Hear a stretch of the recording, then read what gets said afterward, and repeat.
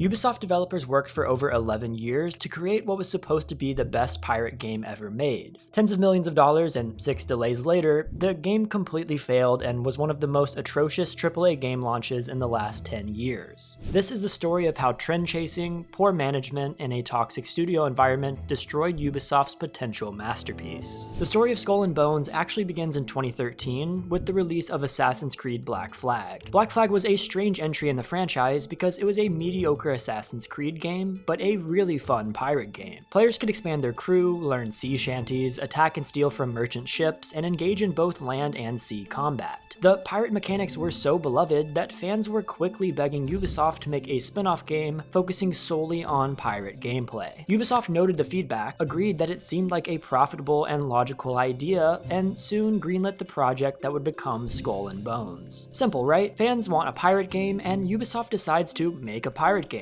So how did things go so severely wrong and cause one of the biggest AAA game blunders in recent history? Well, it starts with an extremely painful development cycle. This game took over a decade to make, and the insane delays that the project had were a problem from the very start. Like most major companies, Ubisoft isn't just one studio. It has many studios across the globe, and each branch has its own quirks and culture. Skull and Bones was assigned to Ubisoft Singapore, a small support studio founded in 2008. Ubisoft Singapore was home to two teams that, in theory, were most prepared to tackle this project. Firstly, much of the studio had worked directly on Black Flag, particularly on much of the sailing tech that made the ship travel so satisfying. On top of this, another part of the studio had just wrapped up work on Ghost Recon Phantoms, an online multiplayer game. Each team was bringing a level of expertise to the table that would allow them to make a multiplayer, pirate-focused game that could revolutionize the gaming industry and create something truly special. This project should have been an easy slam dunk. In the early days, it seemed like it was. The initial scope of the project was small and manageable. They'd planned to reuse many of the assets and foundation of Black Flag, slap some multiplayer on it, polish it a bit, and let the money pour in. If that had remained the plan for Skull and Bones, it's likely that I wouldn't be talking about this game at all. So what happened that caused this to change? It started innocently enough. First, the dev team just wanted to update certain technical aspects of the game, and as the years flew by, the available technologies improved and the reused elements from Black Flag looked more and more dated. For perspective, this is what Black Flag graphics were like in 2013, and by 2018, Red Dead Redemption 2 had been released and looked like this. A straight-up reskin of a game made for the Xbox 360 probably wouldn't have been received very well, so tuning up the visuals and performance made sense. Bad performance haunts me when I'm doing things online, and that's why I'm happy to introduce the sponsor of today's video, Opera GX. Some of the popular web browsers out there feel like they take 88 terabytes to run YouTube alone, and when you're playing the world's first quadruple A game, you want to have some free resources. Opera GX is a web browser unlike the others, and it even has a built-in feature called GX Control that allows you to limit how much RAM the browser uses, and to easily see which tabs are taking up the most resources on your PC. Now, you can run Skull and Bones on ultra-low settings with ease, and you can have Opera GX and your favorite games open at the same time with no issues whatsoever. But my favorite thing about Opera GX is the fact that you can truly make it your own with GX mods. Do you want to hear the beautiful sound of a metal pipe hitting the ground every time you type on your keyboard? Do you want a Saul Goodman themed background?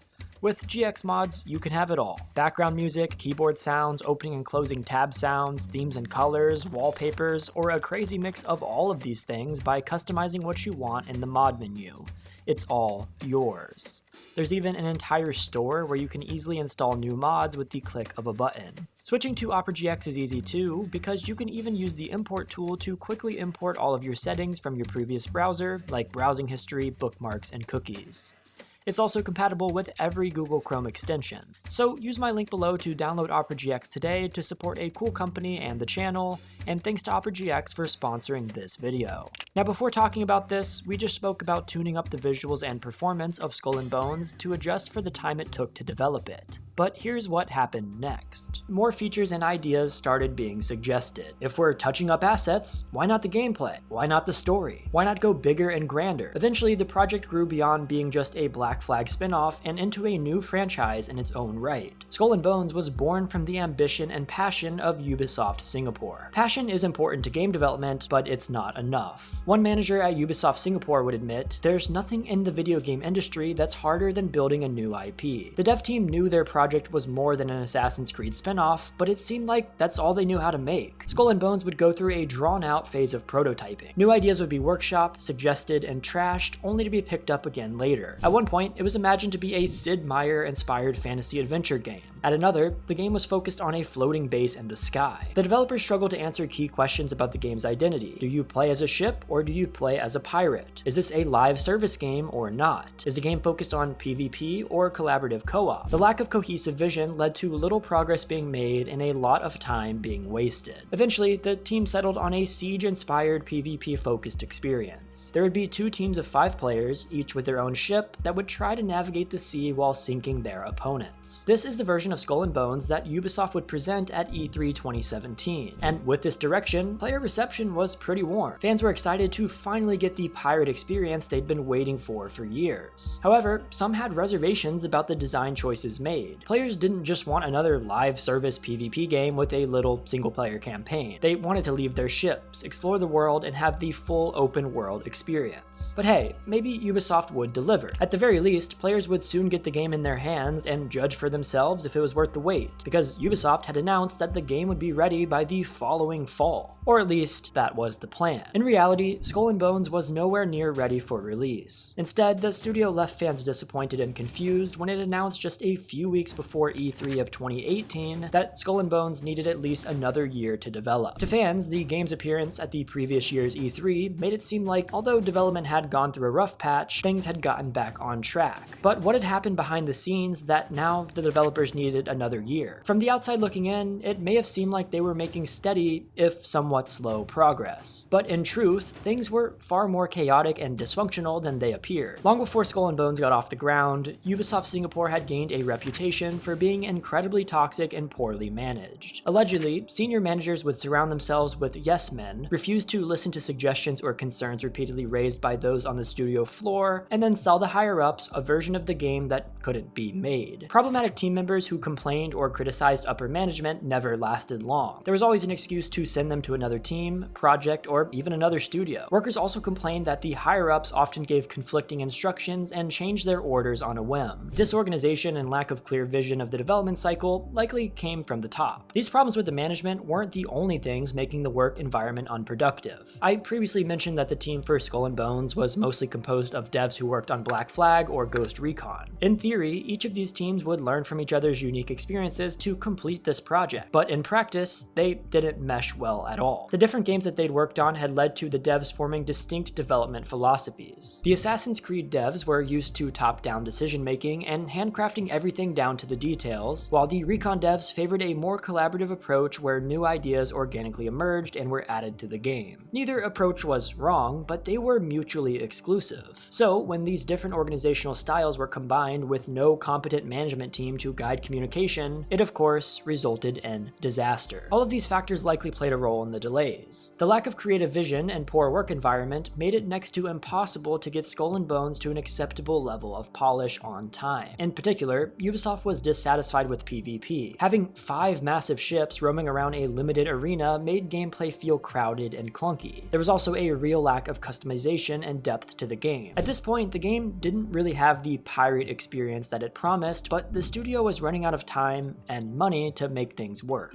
You see, the main branch of Ubisoft was growing ever more aware of how much money was being dumped on Skull and Bones and how little was actually being done. The game not being ready for its 2018 release date seemed to be the straw that broke the camel's back. Since Ubisoft Singapore couldn't get things in order, Ubisoft proper had to step in. Elizabeth Pellin was brought in to manage Skull and Bones, and she had only one goal: to get a working product they could bring to market ASAP. With that in mind, she scrapped most of the working prototype. Years into development, the combat was still undercooked, and fleshing out the game would take way more effort than it was worth. Adding a single-player campaign would take a lot of time and cost a significant amount of money, so this had to be scrapped as well. It was time to make some drastic changes to actually get this game out. So Pellin pushed the team to rebrand into a survival-focused game inspired by the likes of Ark Survival Evolved. She believed that more focus on exploration and crafting would make the players feel more like pirates. The change in direction was supposed to make finishing finishing the game easier, but it caused yet another series of delays. The engine that the devs had designed for the 5v5 boat shooter was unsurprisingly unsuited for an open-world survival game. In 2020, Ubisoft publicly announced yet again that the game needed more time to accommodate its new vision.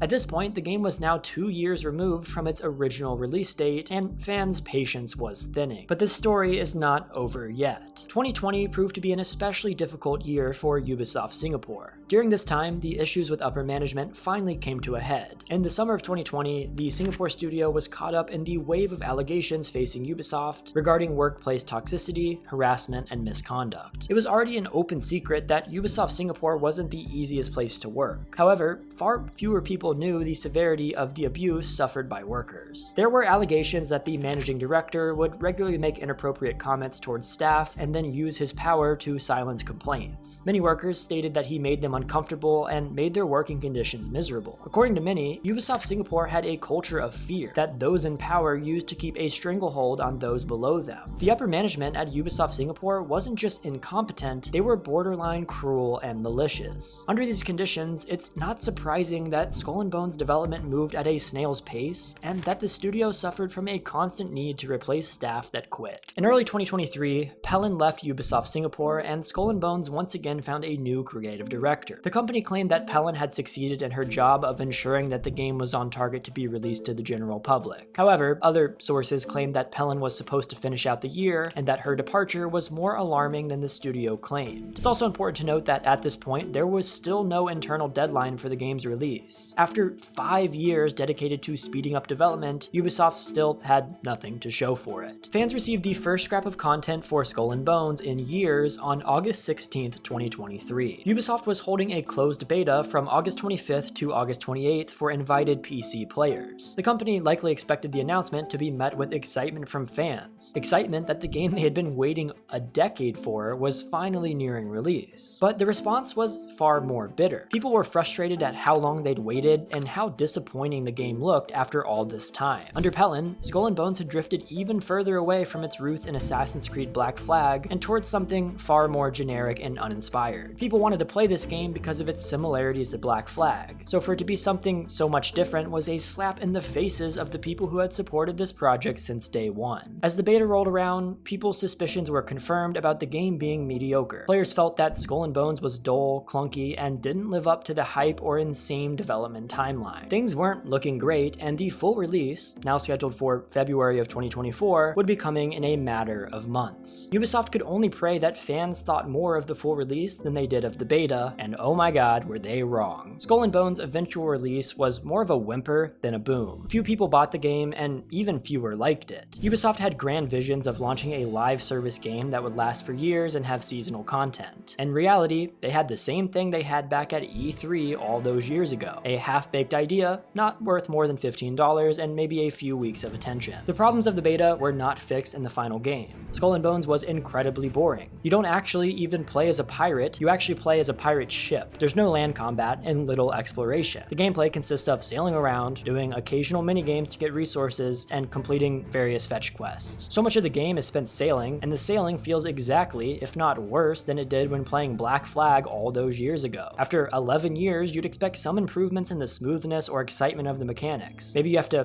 pay attention to the winds or adjust your sails, or there's more depth to maintaining ship health and navigation. No innovation, just watch an arbitrary stamina bar. The game rigidly copies Black Flag's sailing system, but drops all of the features that made it stand out. Namely, you can no longer board ships during attacks. For the most part, the player is limited to just the deck of the ship. There's so little to do in Skull and Bones, and most of the content is just busy work. It's hard to believe that after all of these years of development, this was the best that Ubisoft could do, especially when they're selling the game for $60 and the special edition for almost $70. But this far in, fans were not surprised. Throughout the years, they had long since realized Ubisoft didn't know what they're doing. And with all the stuff going on right now, I mean, I agree with them. Ubisoft has been on a downward spiral for years now, and Skull and Bones is just the tip of the iceberg. In all likelihood, under different circumstances, Ubisoft would have likely canceled canceled the game entirely. One reason they let the project continue to waste so much time and money, even when it was clear that it wasn't going anywhere, was due to a contract they had with the Singaporean government. Ubisoft had a deal that mandated that they launch 3 new IPs in the next few years. They basically had a gun to their head, forcing them to finish the game, and the results of this forced work speak for themselves. I think this is also a part of the real problem with Skull and Bones development. It's not just that the gameplay is undercooked. At a certain point, the development stopped being about fun. Between the switching of creative directors, abusive work environments, and the pressure to release something profitable, Skull and Bones was no longer a game and was more of an uninspired product that they were forced to release. You can also see that in how much the development began trend chasing. First, it wanted to mimic Rainbow Six Siege, and then it wanted to copy games like Ark. You could also see that in the hiring of Pellin, a corporate executive whose only goal was to turn Skull and Bones into a product that could make money. The shift to a survival game that emphasized crafting wasn't an artistic decision, but a monetary one. Originally, the project was delayed because the devs wanted to be more than just a Black Flag reskin designed to get a quick buck. But somewhere along the lines, that passion to make something truly interesting was lost. Since then, Sea of Thieves has taken the place of Skull and Bones and did pretty much everything that this game wanted to do, but better. Ubisoft took so long that a competitor had time to steal their thunder. In another world where Skull and Bones released only a few years after Black Flag and followed its original vision, it likely would have been received better. And this situation makes me ask, does Ubisoft still have it? Do you think that they're still a valid studio, or are they just a joke at this point? I'm leaning towards the latter, but I want to hear your opinions, so let me know in the comments. If you enjoyed this video, make sure to drop a like and subscribe to the channel. I will see you guys next time, and peace.